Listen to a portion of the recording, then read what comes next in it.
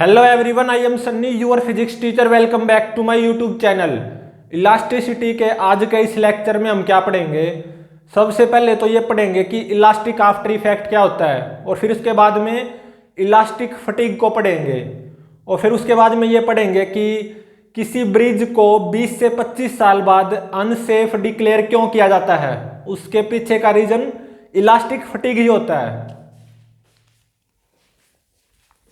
तो आज का हमारा सबसे पहला टॉपिक है इस लेक्चर का इलास्टिक आफ्टर इफेक्ट। ये क्या होता है, इसको अब हम अच्छे से समझेंगे। मान लो acceleration due to gravity near the surface of earth g है, और मान लो ये छत है। इस छत से एक परफेक्टली इलास्टिक वायर कनेक्टेड है, ठीक है। और फिलहाल ये वायर ओरिजिनल कॉन्फ़िगरेशन में है। इस वायर की लंबाई L, cross sectional area A। मतलब अभी इस वायर में कोई स्ट्रेस नहीं है, कोई स्ट्रेस नहीं, कोई स्ट्रेन नहीं। अभी मैंने क्या किया, with the help of thread एक ब्लॉक लटका दिया M मास का। अभी मैं इस ब्लॉक के नीचे अपना हाथ लगाए हुए हूं, तो इस धागे में कोई टेंशन नहीं आएगी, तो इस वायर में भी कोई स्ट्रेस नहीं आएगा। वायर ओरिजिनल कॉन्फ़िगरेशन में होगी। अब मैं क्या करूंगा, अपना हाथ हटाऊंगा तो क्या होगा, इस वायर की लंबाई बढ़ जाएगी, वायर अंडर स्ट्रेस आ जाएगी, ठीक है। मान लो increase in length of wire आई डेल्टा L। यहां पे वायर अंडर स्ट्रेस है और इक्विलिब्रियम पे भी है, ठीक है। तो इस ब्लॉक पे ऐसे mg फोर्स आएगा, धागे में टेंशन कितनी आएगी, mg आएगी। ये वायर अंडर स्ट्रेस है लेकिन इक्विलिब्रियम पे है, तो नेट फोर्स 0 होना चाहिए वायर पे। तो छत के द्वारा ऐसे वायर पे mg फोर्स आएगा, बिल्कुल सही है। तो अब देखो, अगर मैं इस धागे को with the help of scissor या विद द हेल्प ऑफ कैंची काट दूं, या एक तरह से इस ब्लॉक को रिमूव कर दूं, ठीक है। मतलब with the help of scissor इस धागे को काट दो, या एक तरह से इस ब्लॉक को रिमूव कर दो, तो क्या होगा,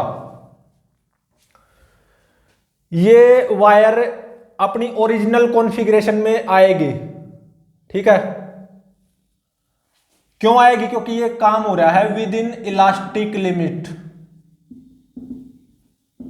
तो जैसे आप इस ब्लॉक को हटाओगे या विद द हेल्प ऑफ कैंची इस धागे को काटोगे, तो ये मेरी वायर अपनी ओरिजिनल कॉन्फ़िगरेशन में जरूर आएगी, क्योंकि विद इन इलास्टिक लिमिट काम हो रहा है। लेकिन थोड़ा सा टेम्परेरी डिले आएगा, एकदम से ये वायर ओरिजिनल कॉन्फ़िगरेशन में नहीं आएगी, थोड़ा सा टाइम लगता है, ठीक है। तो टेम्परेरी डिले आएगा टू रिगेन ओरिजिनल कॉन्फ़िगरेशन। इसी टेम्परेरी डिले को इलास्टिक आफ्टर इफेक्ट बोलते हैं, ठीक है।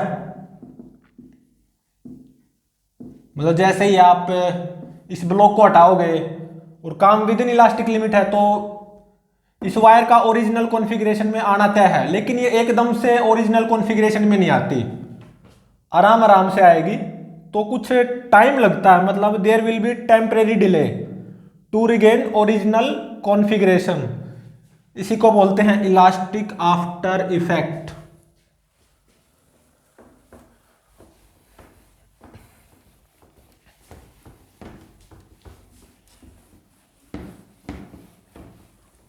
तो अब देखो इलास्टिक फटीग क्या होता है।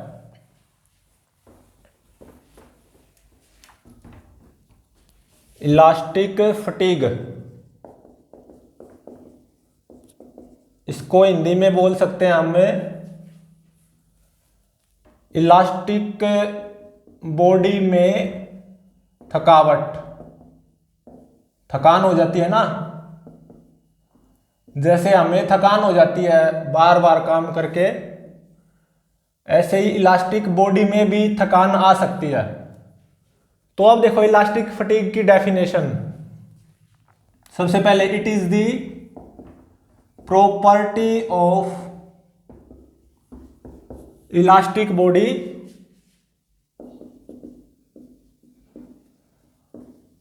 ड्यू टू विच बॉडी मतलब elastic body loses its elasticity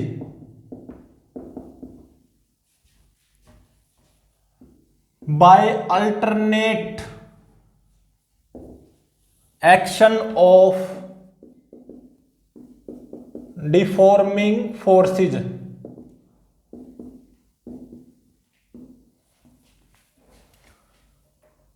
तो देखो इसको अब अच्छे से समझते हैं।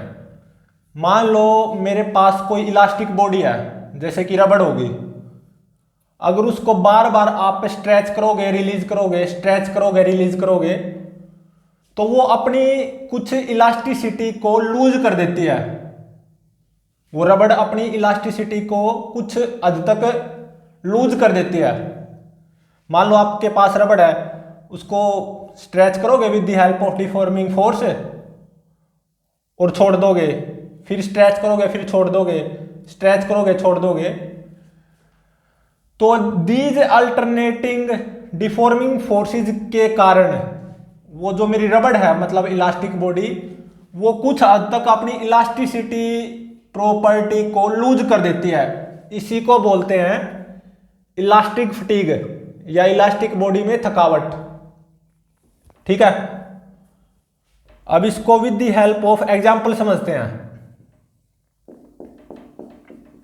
मान लो मेरे पास कोई इलास्टिक बॉडी है, ठीक है, रबड़ ही मान लो, और फिलहाल ये अपनी ओरिजिनल कॉन्फ़िगरेशन में है, कोई स्ट्रेस नहीं है इसमें। ठीक है, length L, area of cross section मान लो A। अब मान लो आप इस रबड़ पे ऐसे फोर्स अप्लाई कर रहे हो, F फोर्स, तो क्या होगा, इसकी लंबाई बढ़ेगी और ये अब अंडर स्ट्रेस आ जाएगी। बिल्कुल सही बात है। इंक्रीज इन लेंथ वो मान लो आई डेल्टा L। ठीक है,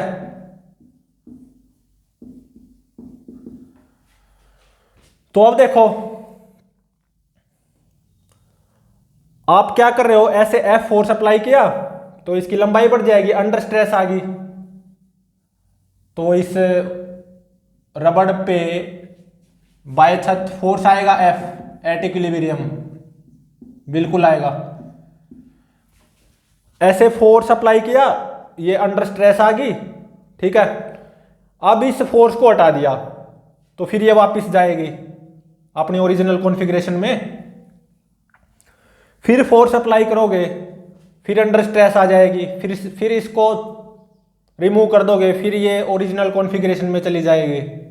ठीक है, तो जब आप बार बार ऐसा करोगे, डिफॉर्मिंग फोर्स अप्लाई करोगे और छोड़ दोगे, फिर डिफॉर्मिंग फोर्स अप्लाई करोगे छोड़ दोगे, डिफॉर्मिंग फोर्स अप्लाई करोगे छोड़ दोगे, इससे क्या होता है, जो हमारी इलास्टिक बॉडी होती है ना, वो अपनी इलास्टिसिटी प्रॉपर्टी को कुछ हद तक लूज कर देती है। ठीक है, तो अब मान लो ये फ्रेश है, मेरी इलास्टिक बॉडी बिल्कुल फ्रेश है, मतलब आपने ऐसा नहीं किया कि बार बार डिफॉर्मिंग फोर्स अप्लाई किया और रिमूव कर दिया, डिफॉर्मिंग फोर्स अप्लाई किया रिमूव कर दिया। ठीक है, अभी ये फ्रेश है मान लो मेरी ये इलास्टिक बॉडी, तो स्ट्रेस और स्ट्रेन में कुछ मान लो ऐसा ग्राफ आएगा for this fresh elastic body. ठीक है, अब आप क्या करोगे, बार बार ऐसे F फोर्स अप्लाई करोगे रिमूव कर दोगे, फिर F फोर्स अप्लाई करोगे रिमूव कर दोगे, मतलब बार बार इस इलास्टिक बॉडी को खींचोगे डिफॉर्मिंग फोर्स की हेल्प से, फिर वो डिफॉर्मिंग फोर्स हटा दोगे, फिर खींचोगे डिफॉर्मिंग फोर्स की हेल्प से, फिर उस डिफॉर्मिंग फोर्स को हटा दोगे। मतलब बार बार अब आप क्या करोगे, डिफॉर्मिंग फोर्स अप्लाई कर रहे हो और उसको रिमूव कर रहे हो, फिर डिफॉर्मिंग फोर्स अप्लाई कर रहे हो, रिमूव कर रहे हो। इससे क्या होगा, due to elastic fatigue, due to elastic fatigue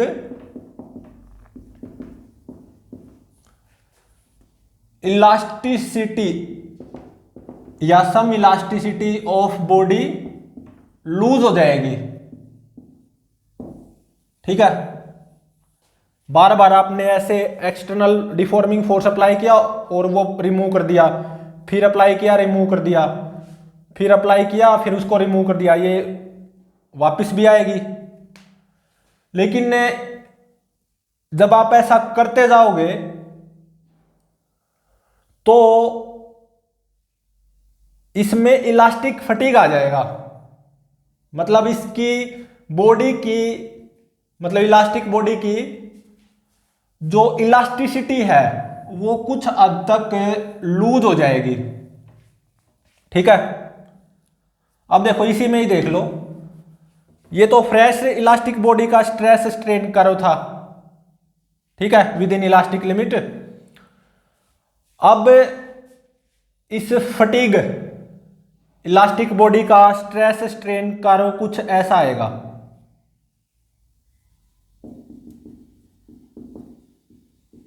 ठीक है,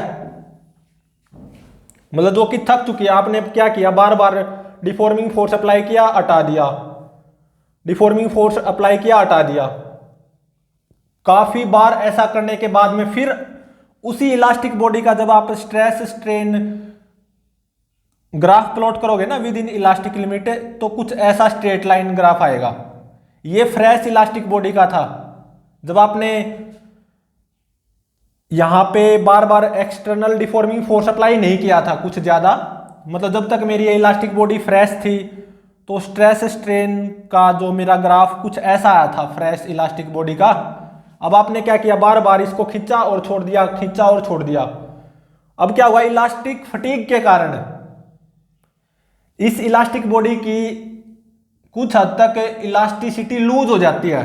मतलब अब आप जो नया स्ट्रेस स्ट्रेन ग्राफ प्लॉट करोगे ना, जब उसमें इलास्टिक फटीग आ चुकी है, अब आप जो नया स्ट्रेस स्ट्रेन ग्राफ प्लॉट करोगे फटीग इलास्टिक बॉडी का, थकी हुई इलास्टिक बॉडी का, वो कुछ ऐसा आएगा। ठीक है, तो मतलब देखो, जब ये मेरी इलास्टिक बॉडी फ्रेश थी, ठीक है,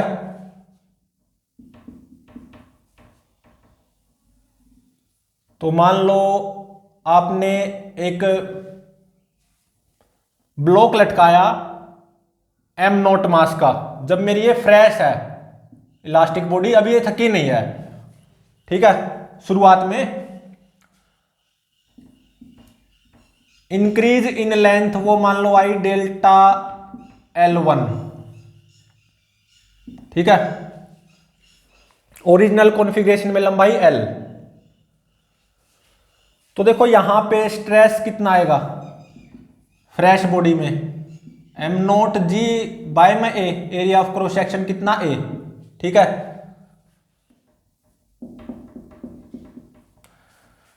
और स्ट्रेन कितना आएगा, डेल्टा L1 बाय में L।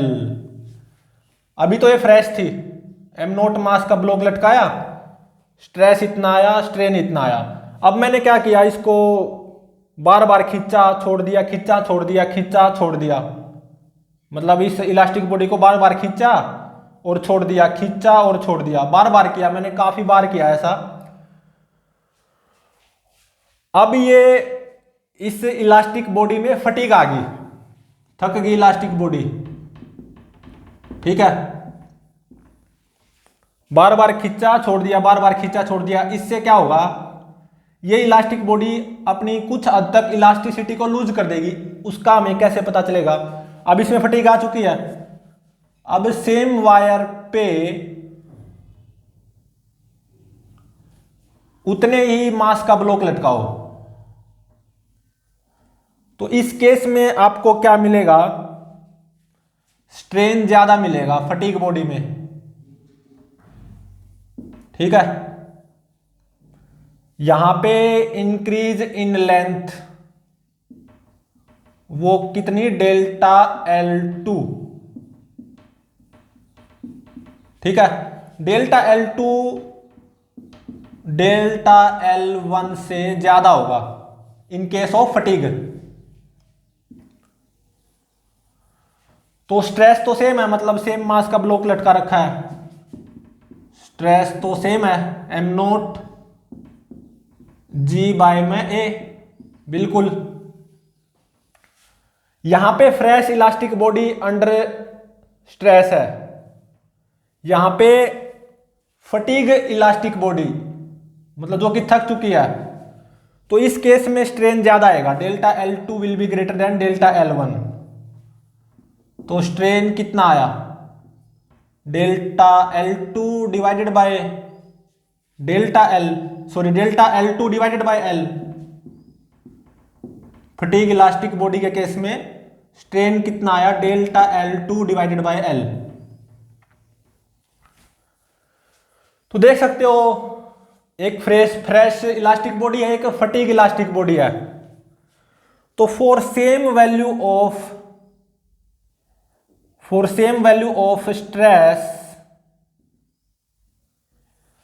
स्ट्रेन किस में ज्यादा है, फटीग इलास्टिक बॉडी में स्ट्रेन ज्यादा है। For same value of stress, fresh elastic body में स्ट्रेन इतना है, फटीग इलास्टिक बॉडी में स्ट्रेन कुछ ज्यादा है, और है भी।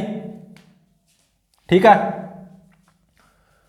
तो जब आप किसी इलास्टिक बॉडी पे बार बार डिफॉर्मिंग फोर्स अप्लाई करोगे और छोड़ोगे, डिफॉर्मिंग फोर्स अप्लाई किया छोड़ा, मतलब बार बार खींचा और छोड़ दिया, खींचा और छोड़ दिया, उससे क्या होता है, वो इलास्टिक बॉडी कुछ हद तक अपनी इलास्टिसिटी प्रॉपर्टी को लूज कर देती है।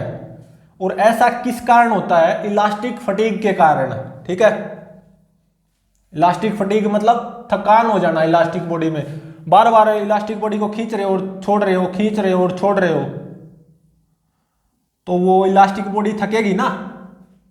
तो वो एक तरह से अपनी कुछ हद तक इलास्टिसिटी प्रॉपर्टी को लूज कर देती है,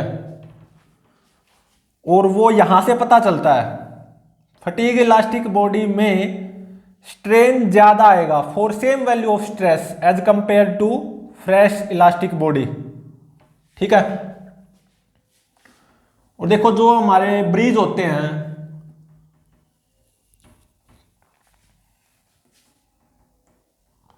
फ्लाईओवर होते हैं ना, ब्रिज हो गया जैसे, उनको अनसेफ डिक्लेयर कर दिया जाता है 20-25 साल बाद। उसके पीछे का रीजन क्या होता है, फटीग इन दैट ब्रिज। तो देखो मान लो ये ब्रिज है, ठीक है, ब्रिज के ये पिलर होते हैं, सही है, ठीक है। तो देखो इस ब्रिज पे से दिन में न जाने कितने व्हीकल गुजरते हैं, है ना, बहुत सारे व्हीकल गुजरते हैं इस ब्रिज पे से। तो व्हीकल जब गुजरेगा इस ब्रिज पे से, व्हीकल पास होगा, न जाने कितने व्हीकल पास होते हैं ब्रिज पे से। तो देखो ये जो पिलर होते हैं ब्रिज के, उनमें स्ट्रेस आता है, और स्ट्रेस भी कौन सा, कंप्रेसिव। इन पिलर की लंबाई कम हो जाती है जब इस पे से व्हीकल गुजरते हैं ब्रिज पे से, तो पिलर अंडर स्ट्रेस आता है। पिलर की लंबाई थोड़ी सी कम होती है लेकिन कम जरूर होती है, ठीक है। तो अब देखो अभी तो ये मेरा फ्रेश है ब्रिज, ठीक है, नया नया बना है। तो जब व्हीकल गुजरेगा तो अंडर स्ट्रेस आएगा, मेरा पिलर है, ब्रिज का पिलर अंडर स्ट्रेस आएगा। तो स्ट्रेस और स्ट्रेन में जो ग्राफ आएगा ना फॉर ए फ्रेश ब्रिज, वो ऐसा आएगा, straight line with in elastic limit, ठीक है। और अब मान लो ये ब्रिज हो गया 20-25 साल पुराना, ठीक है। अब 20 पे से मान लो व्हीकल गुजर रहे हैं, मान लो, तो व्हीकल गुजरेगा तो ये जो मेरा 20-25 साल पुराना हो चुका है ये ब्रिज अंडर स्ट्रेस तो तब भी आएगा।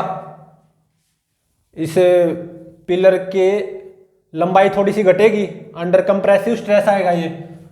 तो जब ये मेरा ब्रिज पुराना हो गया 20-25 साल, तो सेम ब्रिज के लिए, मतलब ब्रिज के पिलर के लिए स्ट्रेस और स्ट्रेन में जो ग्राफ आएगा ना, ये अब की बार कुछ ऐसा आएगा फॉर फटीग ब्रिज।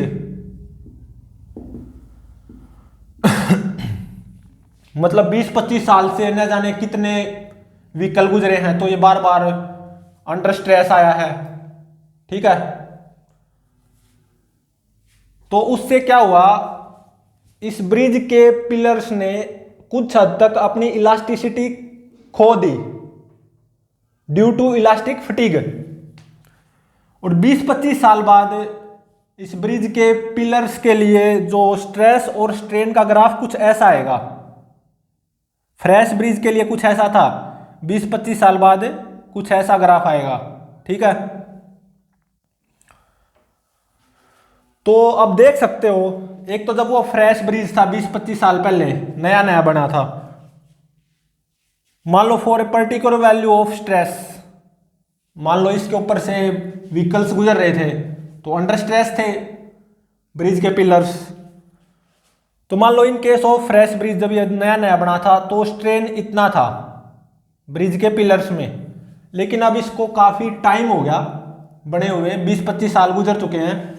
इन 20-25 साल में क्या हुआ है, ये न जाने ड्यू टू व्हीकल्स इस ब्रिज के पिलर्स न जाने कितनी बार अंडर स्ट्रेस आए होंगे। उसकी वजह से क्या हुआ कि ब्रिज के पिलर्स अपनी इलास्टिसिटी कुछ हद तक खो देते हैं, लूज कर देते हैं ड्यू टू इलास्टिक फटीग। तो अब इसको 20-25 साल हो चुके हैं, मान लो ये ब्रिज काफी पुराना हो चुका है, तो फॉर फटीग ब्रिज या पुराना ब्रिज 20-25 साल हो चुके हैं। अब जो स्ट्रेस स्ट्रेन का ग्राफ आएगा ना, ऐसा स्ट्रेट लाइन आएगा, ठीक है। तो 20-25 साल हो चुके हैं अब, तो फिर for same value of stress इस पुराने ब्रिज के केस में अब स्ट्रेन ज्यादा आ रहा है, देख सकते हो। जब ये ब्रिज फ्रेश था तो for a particular value of stress, stress कब आएगा इस ब्रिज के पिलर में, जब इसके ऊपर से व्हीकल गुजरेंगे, ये भी ध्यान रहे। तो फ्रेश ब्रिज के केस में स्ट्रेन इतना था, 20-25 साल हो गए, इलास्टिक फटीग भी आई, ये ब्रिज के पिलर्स थके भी, ठीक है, क्योंकि बार बार अंडर स्ट्रेस आया ड्यू टू व्हीकल्स इस ब्रिज के पिलर्स। तो अब ये 20-25 साल पुराना हो चुका है, तो for same value of stress अब इस थके हुए ब्रिज में, मतलब पुराने ब्रिज में 20-25 साल हो चुके हैं, अब स्ट्रेन ज्यादा आएगा, ठीक है। तो एक तरह से ब्रिज के पिलर्स ने अपनी इलास्टिसिटी को कुछ हद तक लूज कर दिया ड्यू टू इलास्टिक फटीग, क्योंकि 20-25 साल से इस पुल पे से, मतलब इस ब्रिज पे से या इस फ्लाईओवर पे से न जाने कितने व्हीकल्स पास हुए हैं, न जाने कितने बार इस ब्रिज के पिलर्स अंडर स्ट्रेस आए हैं। तो उससे क्या होता है, ब्रिज के पिलर्स अपनी इलास्टिसिटी को कुछ हद तक खो देते हैं ड्यू टू फटीग। तो वो दिखाई भी दे रहा है, for same value of stress in case of fatigue bridge strain ज्यादा है, ठीक है। तो इलास्टिसिटी कुछ हद तक खो दी इस पिलर के, सॉरी इस ब्रिज के पिलर्स ने। तो अब इसको आफ्टर 20 से 25 साल बाद इसको अनसेफ डिक्लेयर किया जाएगा। अब ये कभी भी गिर सकता है, ठीक है, अब ये कभी भी डैमेज हो सकता है। तो प्लीज चैनल को लाइक शेयर और सब्सक्राइब जरूर करें।